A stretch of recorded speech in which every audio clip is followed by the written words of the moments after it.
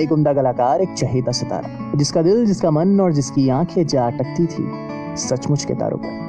अपनी उम्मीदों से भरी हुई आंखों से सपनों को देखकर उन्हें जीने का शौक और जज्बा था इस नौजवान। अपने घर की खिड़की से खड़े होकर पूरा ब्रह्मांड और पूरी गैलेक्सी देखने की दीवानगी थी। अपने मिड 14 LX600 से, which is by far, जहां तक कि मेरी जानकारी है, one of the most advanced and one of the most expensive civilian telescope जो इन्होंने खरीदा था और इनके दिल के बहुत करीब था।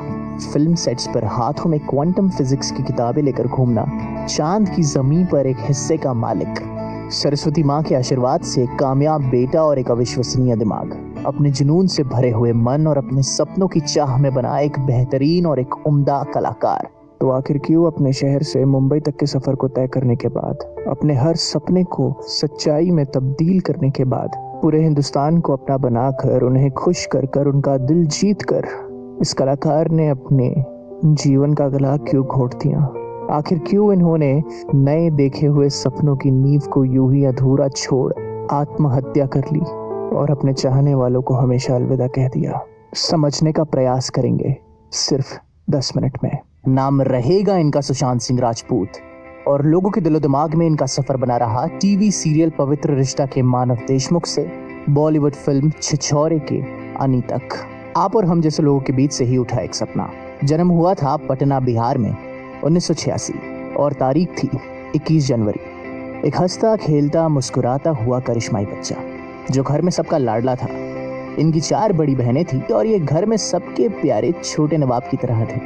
एक मिडिल क्लास फैमिली का बच्चा जिनके अरमान बड़े साधारण से थे और छोटी छोटी खुशियां बहुत कीमती। लेकिन बहुत जल्द सुशांत की सबसे बड़ी खुशी पर किसी की नजर लग गई और 2002 में इनकी मां का इंतकाल हो गया। वो गुजर गई, और वो भी तब जब इनकी उम्र सिर्फ 16 साल की थी।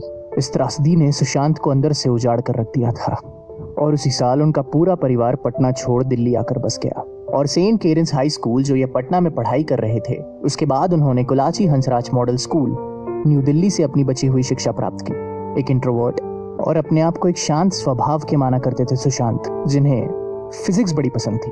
तो अब इन्होंने अपना रुख किया दिल्ली कॉलेज ऑफ इंजीनियरिंग की तरफ, जो आज की तारीख में DTU नाम से पुकारी जाती है। Delhi technological university, one of the most prestigious universities of new Delhi. और इसकी एंट्रेंस एग्जामिनेशन में इन्होंने अपनी मेहनत से मेरिट पर रैंक हासिल किया 7th। और जैसा कि मैंने कहा, ये फिजिक्स नेशनल ओलंपियाड के विनर भी रह चुके हैं। इतना होनहार दिमाग कि total 11 engineering entrance examinations clear की थी इन्होंने, यहाँ तक कि इंडियन स्कूल ऑफ माइंस भी। और फिर इन सब के बाद आखिरकार इन्होंने दाखिला लिया bachelor of mechanical engineering in Delhi technological university.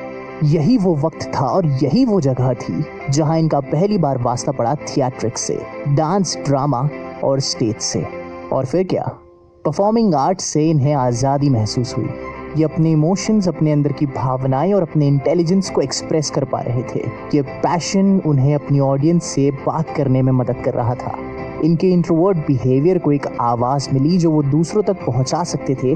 अपनी कला को प्रदर्शित कर वो दूसरों से तालियां बटोर सकते थे। और बस, ही fell in love with the stage. इन्हें अपने अंदर के कलाकार से मोहब्बत हो गई। तो एक स्टूडेंट रहते हुए इन्होंने शामक दावर डांस क्लासेस में अपना एडमिशन करवाया। मेहनत और जुनून के बदौलत अपने आप को किसी नेचुरली गिफ्टेड डांसर से कम नहीं पाया। धीरे धीरे इनका झुकाव एक्टिंग की तरफ बढ़ता गया, क्योंकि उन्हीं की क्लास के कई दूसरे बच्चे एक्टिंग में इंटरेस्टेड थे और बैरी जॉन की एक्टिंग क्लासेस अटेंड किया करते थे। तो अब इन्होंने एक्टर के रूप में खुद को देखना शुरू कर दिया। 2005 51st फिल्म फेयर अवार्ड्स में ये बैकग्राउंड डांसर्स ग्रुप में चुने गए। बेशक अब इन्हें अपनी इंजीनियरिंग की जिंदगी बड़ी बोरिंग से लग रही थी और अपनी कला से जुड़ी हुई जिंदगी रोमांचक। तो इन्होंने आव देखा ना ताव और ज्यादा ना सोचते हुए अपना बोरिया बिस्तर बांधा। इंजीनियरिंग के 3rd ईयर में होने के बावजूद सिर्फ 1 साल रहते हुए भी इन्होंने ड्रॉप आउट लेकर मुंबई की तरफ अपने कदम बढ़ा दिए। मुंबई आते ही ये नादिरा बब्बर के एकजुट थिएटर ग्रुप से जुड़ गए।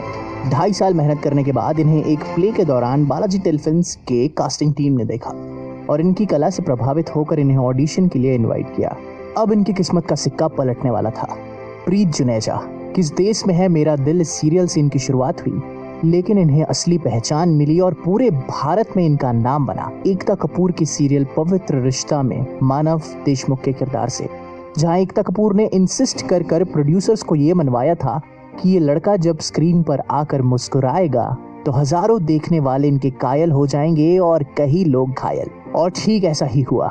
सुशांत सिंह राजपूत का किरदार हर घर पहुंच गया और उनकी मुस्कान हर दिल में बस गई। इंडियन टेलीविजन फ्रेटर्निटी को एक नया सितारा मिल चुका था। एक एक सीढ़ी पार कर ये अपने सबसे बड़े सपने की तरफ बढ़ते चले जा रहे थे। Television serials, dance reality shows और 2009 से 2013 तक के अपने सफर की तालीम से इन्होंने कमाया अपना पहला बॉलीवुड किरदार 2013 में रिलीज हुई बॉलीवुड फिल्म कायपोचे से।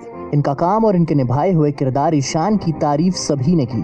पीके का सरफराज या हमारे अपने डिटेक्टिव ब्योमकेश बख्शी, राबता की दीवानगी या केदारनाथ का शिव भक्त मंसूर खान, सोनचरिया का बाघी लखन सिंह या छिछोरे का एक आम सा लड़का अनी, या फिर पूरे हिंदुस्तान या क्रिकेटिंग जगत के लिए माही महेंद्र सिंह धोनी।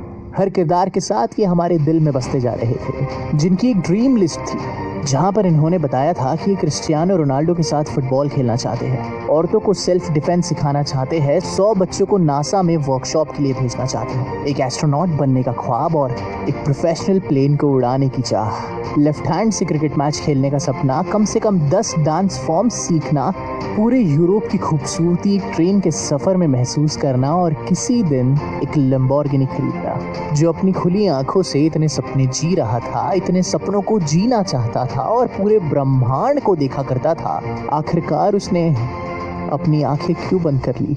14 जून 2020 को 34 साल की उम्र में अपने बांद्रा स्थित अपार्टमेंट में इनका शव पाया गया। इन्होंने फांसी लगाकर खुदकुशी कर ली। इनकी मौत से पूरे हिंदुस्तान को सदमा लगा और पूरी बॉलीवुड इंडस्ट्री रातों रात हिल सी गई। भाई भतीजावाद, नेपोटिज्म को बढ़ावा देने वाले और बढ़ावे का फायदा लेने वाले लोग सवालों के कटघरे में हैं, क्योंकि अमूमन और बड़े पैमाने पर आम जनता का ये सोचना है कि बॉलीवुड का ये भाई भतीजावाद और दादागिरी वाला रवैया इनके टैलेंट को दबा रहा था, इन्हें और इनकी कला को आगे नहीं बढ़ने दे रहा था और इनके डिप्रेशन और मौत का जिम्मेदार है। उस बाप के आंसू सूख चुके हैं जिन्होंने अपने हाथ से अपने बेटे की चिता को आग लगाई। कौन जिम्मेदार है, कौन नहीं, या फिर सुशांत ने ये कदम आखिर क्यों उठाया? क्या इन चीजों पर बहस कर कर सुशांत की मौत का तमाशा बनाना ठीक है?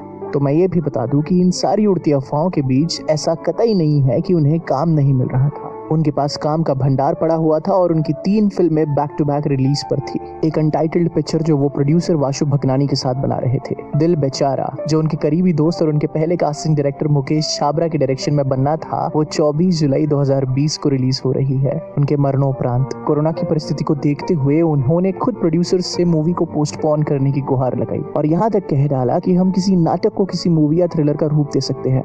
जी हाँ, वो उन्हीं फिल्म निर्माताओं के साथ 2 फिल्मों की भरपाई करने के लिए तैयार थे।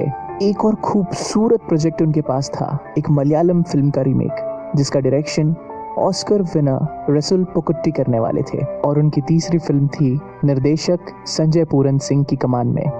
पूरे हिंदुस्तान का दिल आज इसलिए रो रहा है, आज इसलिए दुख में है क्योंकि हम उनमें अपने आप को देखते थे, एक आम इंसान को देखते थे और किसी आम इंसान के ख्वाब ऐसे भी पूरे हो सकते हैं। उनका सफर हर सपने देखने वाले के लिए एक आदर्श है, एक सीख है, मगर उनका अंत आज भी रूह कांप जाती है कि इतनी खूबसूरत मुस्कान के पीछे क्या इतना अकेला मन था।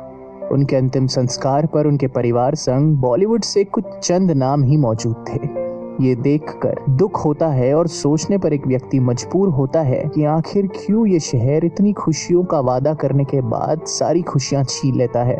आखिर वक्त में भी सुशांत ने अपनी माँ को याद किया और अपने इंस्टाग्राम अकाउंट पे उन्होंने अपना यह अंतिम कदम उठाने से पहले अपने माँ की तस्वीर के बगल में अपनी तस्वीर लगाई और एक खूबसूरत सी कविता लिखी। मैं नहीं समझता कि सुशांत इंट्रोवर्ट थे या फिर वो दूसरों के सामने बात करना नहीं जानते थे या कम बोलते थे। मैं ये कहूँगा और मैं ये समझता हूँ कि शायद दूसरे उन्हें समझने के लायक ही नहीं थे और ना कभी समझ पाए। इसलिए शायद हमारे बीच एक सितारा और अपने सपनों को देखकर उन्हें पूरा कर जीने वाला आज नहीं है, मगर इनकी लेगेसी हमेशा इनके सपनों की तरह जिंदा रहेगी और इस नाम से याद रखी जाएगी, the late great Sushant Singh Rajput, मेरे आइडल।